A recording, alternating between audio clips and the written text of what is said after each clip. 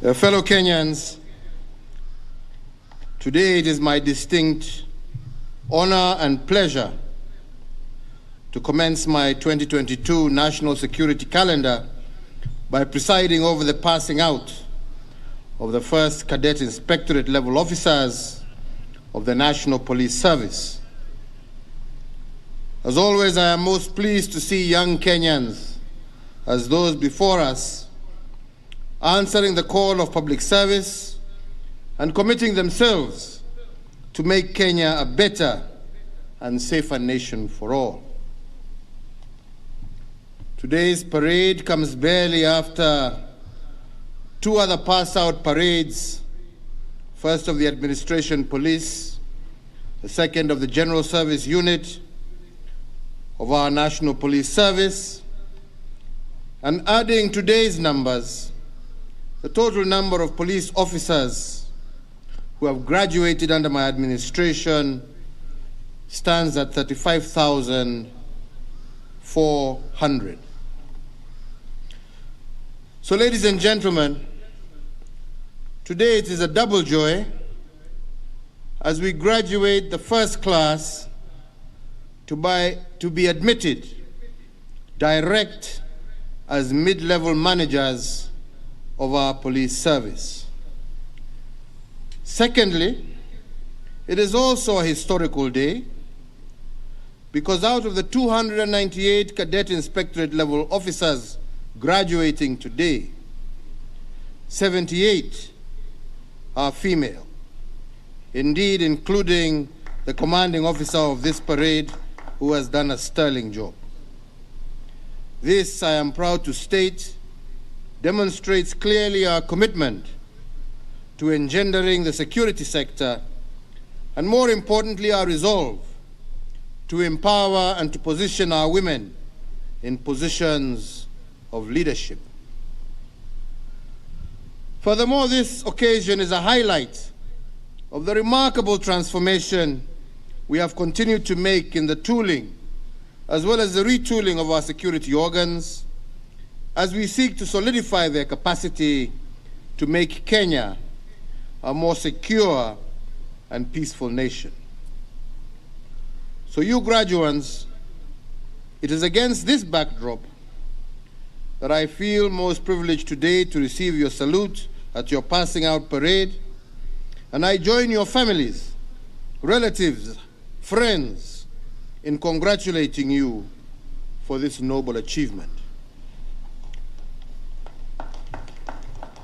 Let me also register my appreciation to the entire leadership of the Ministry of Interior, led by your Cabinet Secretary, the leadership of the National Police Service, the college commandant, and all the trainers who have coached, mentored, and instructed these cadets.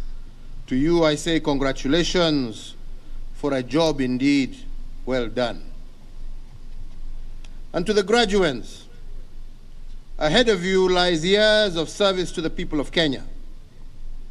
You are joining the security sector at a time when we are implementing significant reforms in the security sector with a view to restore the place of pride of our security organs. At the same time, the Kenyan society at large is also experiencing significant transformation, particularly in terms of expectations of our citizens. Therefore, you should expect Kenyans to demand more of your quality service than any other previous crop of officers. I am, however, confident that if you apply your training, maintain your discipline, but most importantly, your integrity, and faithfully follow the orders of your superior officers, you will have a long, distinguished, and rewarding career in the police service. I therefore urge you to rise to the challenge and to exceed the expectations of many. Serve with dignity, integrity, honor, and valor. And in everything you say or do, whether in uniform or outside of it, remember that you represent the entire police service and the government's solemn commitment to the people of Kenya to serve and protect them. Ladies and gentlemen, strengthening the security sector has been a priority agenda for me, underpinned by our recognition of the importance of security to the realization of sustained socio-economic development. This noble agenda has been realized through an acceleration of security sector reforms, enhanced resourcing, and modernizing of the police service in our effort to make it well prepared and resourced in surmounting the dynamic, existential, and emerging security challenges. These initiatives have seen police officers undergo a new training curricula, receive modern equipment, and have available to them better support and welfare benefits. I will mention just a few of the reform actions that we have taken. To boost service delivery and efficiency at work, we adopted the motor vehicle leasing program for the police service. This game changer has resulted in an end to the mobility challenges that used to face the police officers across our country.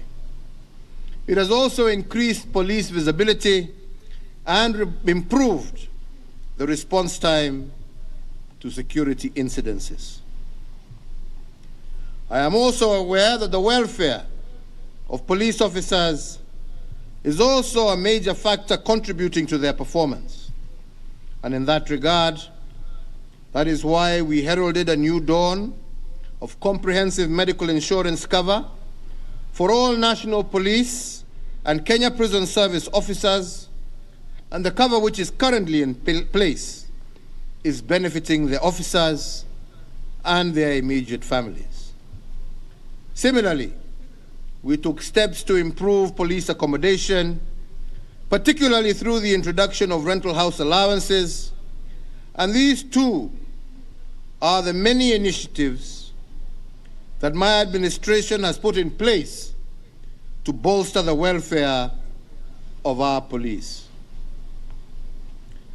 Fellow Kenyans, the path to a more secure Kenya hinges on a multi-agency approach in tackling security issues. We have put in place a multi-agency institutional framework which brings together all entities responsible for deterring crime, investigation, and prosecution of offenders, as well as the safe custody of inmates. Appreciating the transnational nature of crime, we have also executed several mutual legal assistance and reciprocity agreements with other friendly nations. As you are aware, we live in a very dynamic environment with a myriad of security challenges, and indeed the regional and international spheres exhibit numerous security threats that have impacts within our own country. The Great Lakes and the Horn of Africa regions are both currently experiencing waves of insecurity due to terrorism and civil unrest. Therefore, we all as a nation must remain vigilant to ensure that despite all that is happening outside our borders, that we remain safe and secure here at home while working together with our colleagues across the regions to ensure peace and stability for our whole region. As I conclude my statement, let me underscore that there is no greater honor for any citizen than to serve your country. So in that context, I urge each of you graduates to serve Kenyans with fidelity to the oath that you have taken today, to serve our people with courage and integrity, and to bring honor to yourselves, your families, the service, the nation, and this by your professionalism, excellence, and commitment to your duties. Finally, ningependa tu kusema, and just to add, that in a few weeks' time, we shall be opening the National Police Leadership College, which will be absorbing the next intake. And today, I want to direct the IG to be in touch with his colleagues in the Kenya Defense Forces, and I see General Kyogo is here somewhere. Yeah, good. So that this new National Police Leadership College can become a constituent college of the National Defense University of Kenya, thereby enabling those who enter the cadet ranks of the police to be able to graduate with a degree from the National Defense University of Kenya. The second, and this not only to you graduates, but to all who serve in our National Police Service, I want to reiterate once again that you must not allow political intimidation to interfere with your work. In line with your oath of office, you are supposed to execute your work without fear or favor and without any intimidation from any quarter. Mufanye kazi yenu kulingana na sheria bila kujali huyu ni nani na yule ni nani. Muhalifu ni muhalifu, awe ni nani. Na hiyo nawahimizia tena ya kwamba lazima mufanye namna hiyo. Ya pili has to do with the case of rising vandalism against some of our national infrastructural projects. As we have seen vandalism of different signboards being taken down. We have seen towers of our transmission lines coming down as a result of vandalism. But we have also seen clear cases of sabotage, as was the case in Naivasha, where people have intentionally unbolted some of our transmission lines and masts to create chaos and havoc. It is clear, and the law is clear. These are acts of nothing less than economic sabotage, which falls as a treasonable act, and the law is very clear as to how you deal with individuals who commit treasonable acts and plunge the country into chaos for their own selfish needs. And as such, we expect you to do your duty and to execute your function as the law dictates. And as of today, we will no longer allow, and we have put a moratorium on the export or buying and selling of any scrap material until we have put in place proper guidelines that will ensure that that material is not coming from the hard-won investments that the Kenyan people have made.